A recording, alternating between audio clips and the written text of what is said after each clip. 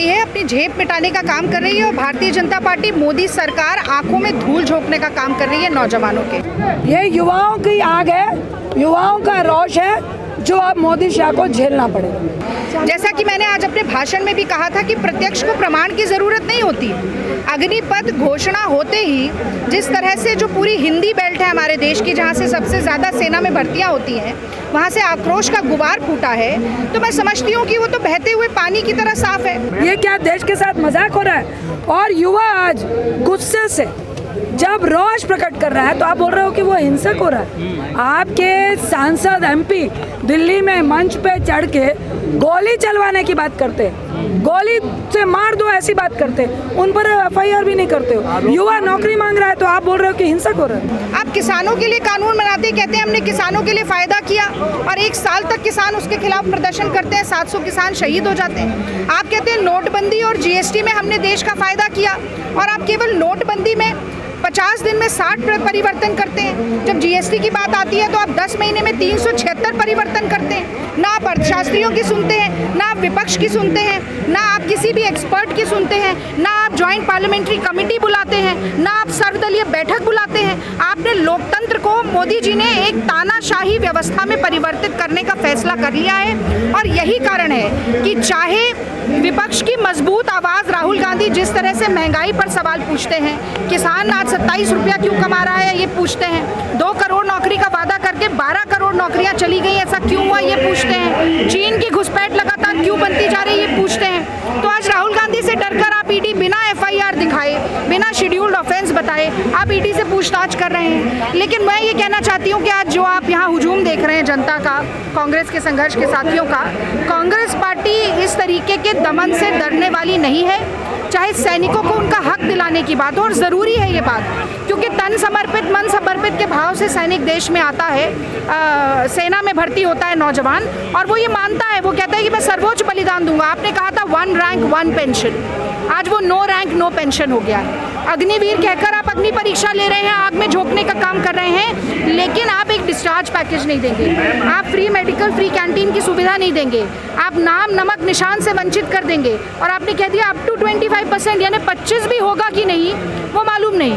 तो मोदी जी तो कहते हैं कि नौजवानों को नाले की गैस से पकौड़े तलने चाहिए, किसान कैलाश विजयवर्गीय कहते हैं कि अग्निवीरों को भाजपा दफ्तर के बाहर चपरासी बनना चाहिए। तो ये दिन ब दिन जो गिरावट होती जा रही है और कहीं ना कहीं जनता का दमन हो रहा है, उसके खिलाफ कांग्रेस पार्टी सड़क से संसद तक संघर्ष करेगी। राहुल गांधी को पूछताछ के लिए बुलाया, उसमें गलत क्या है? देखिए, राहुल गांधी तो पिछले 4 दिनों से लगातार ईडी के सवालों का जवाब दे रहे हैं। मैंने आपसे कहा कि पीएमएलए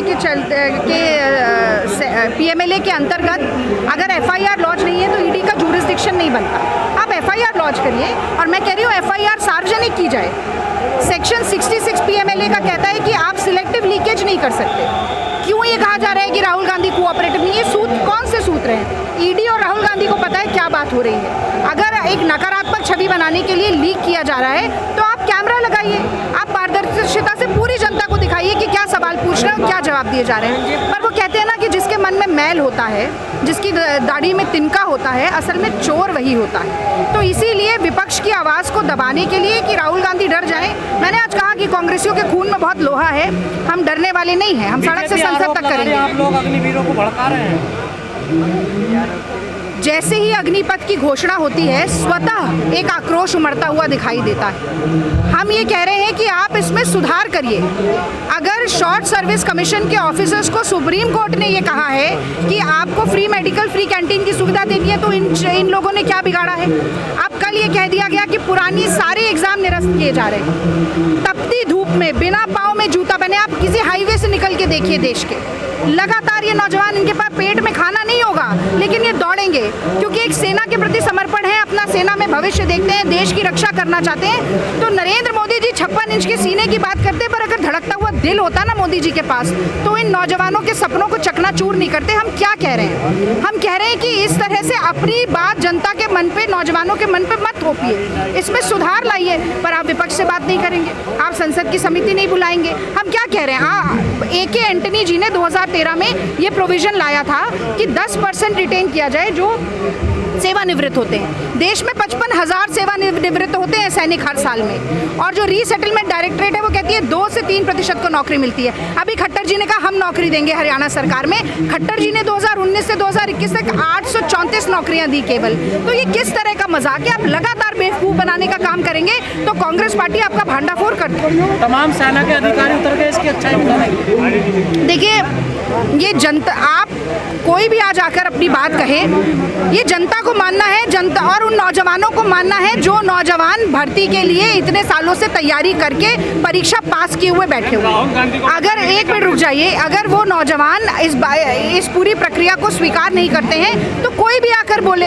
आप प्रक्रिया किसकी, जिसके लिए बना रहे हैं उसके लिए, उसकी तो बात सुनेंगे ना। यही कांग्रेस पार्टी का दावा है। और मान लीजिए आज आपने सेना के तीनों प्रमुखों को बिठा दिया, कल को अगर आपको नौजवानों की बात लेकर वापस करना पड़ेगा तो अपमान किसका होगा? सेना का होगा ना। आप बिना कोई नियम बनाए कह रहे हैं हम 75-80% लोगों को डंप कर देंगे। क्या नियम बनाए हैं आपने डंप करने के? बताया है? आज ये पूरे देश में सारा विपक्ष आरोप लगा रहा है कि ये संघ की विचारधारा का इन्फिल्ट्रेशन सेना में करना चाहते हैं। अगर देश को पाकिस्तान बनाना चाहेगी मोदी सरकार, अगर सेना का राजनीतिकरण करना चाहेगी सरकार, तो कांग्रेस पार्टी पुरजोर तरीके से इसका विरोध करेगी। और सरकार कह रही है वापस तो नहीं होगा। वो तो काले कानून के लिए भी कह रहे थे वापस नहीं होगा, हुआ ना।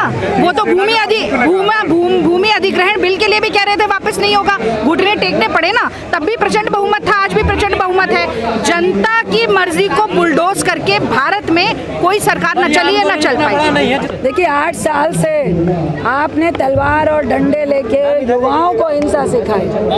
आज जो फौज में भर्ती होने वाला जवान है वो गुस्सा है। आज 3 साल पहले आपको 2.5 लाख पद रिक्त है फौज में, आप उसको भरने की बात नहीं कर रहे हो।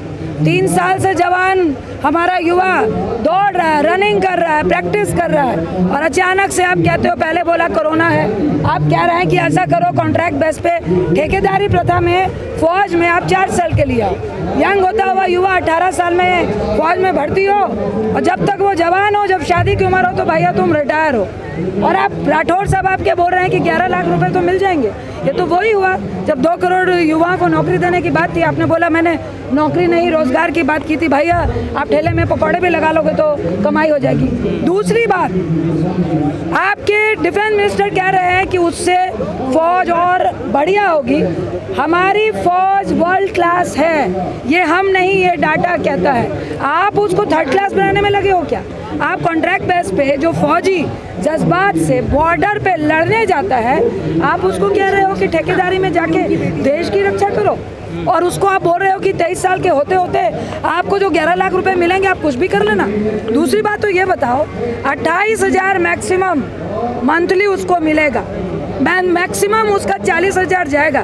तो आपके मिनिस्टर साहब क्या बोल रहे हैं कि महीने में वो खर्चा नहीं करेगा, वो अपने घर में खर्च नहीं करेगा, वो जमा करेगा, क्योंकि मोदी साहब ने कहा है कि 4 साल में वो पैसा इकट्ठा करना और उसके बाद 11 लाख से आप कोई भी पकौड़े की दुकान खोल लेना। ये क्या देश के साथ मजाक हो रहा है? और युवा आज गुस्से से जब रोष प्रकट कर रहा है तो आप बोल रहे हो कि वो हिंसक हो रहा है। आपके सांसद MP दिल्ली में मंच पे चढ़ के गोली चलवाने की बात करते हैं, गोली से मार दो ऐसी बात करते हैं, उन पर FIR भी नहीं करते हो। युवा नौकरी मांग रहा है तो आप बोल रहे हो कि हिंसक हो रहा है। मैम, आरोप आप पे लग रहा है कि आप लोग युवाओं को भड़का रहे हैं। देखिए, पूरा देश आज जल रहा है, और जिस तरह आपने नफरत फैलाई, झांसा दिया, 2014 में आप नफरत फैलाने के मुद्दे से नहीं आए थे। 2 करोड़ नौकरी देने, अकाउंट में 15 लाख डालने के फेर में लोगों ने आपको सत्ता में दिया था, और आज आप उसी युवा को जो नौकरी मांग रहा था तो बोला बच्चे अभी सड़क पे जाओ और हमारा लाठी लेके स्लोगन दो, नफरत फैलाओ, लोगों के बीच में आप पाठ करो, एक दूसरे की जात पूछो।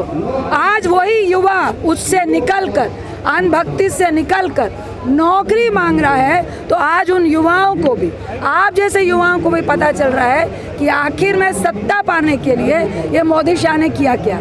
कल आप नौकरी कर रहे हैं और आपका मालिक कहता है कि भाई अब आपकी नौकरी हर दिन की है, क्या डेली बेस पे आप नौकरी करोगे?